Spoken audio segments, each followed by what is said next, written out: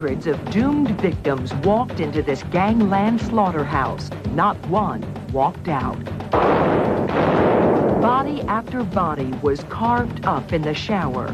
Chris Rosenberg would jump out with a knife in his underwear because he didn't like to get his clothes dirty. The henchmen were born into the underworld, but they grew up so vicious they even terrorized their mob pals. They began to feel that they had the power of God. There's never been a killing crew like this. Barry Capisi and his partner Gene Mustaine have chronicled Gotti's life in the Gambino family.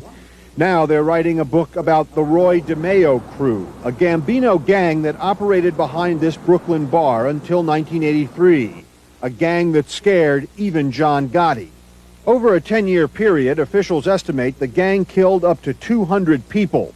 Their meeting place was known as the Horror Hotel.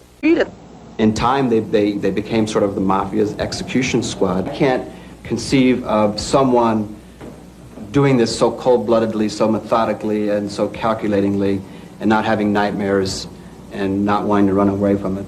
Dominic Montiglio did run away. Montiglio was raised by his uncle, Nino Gaggi, to be a hood and a member of the Gambino family. It festers inside you.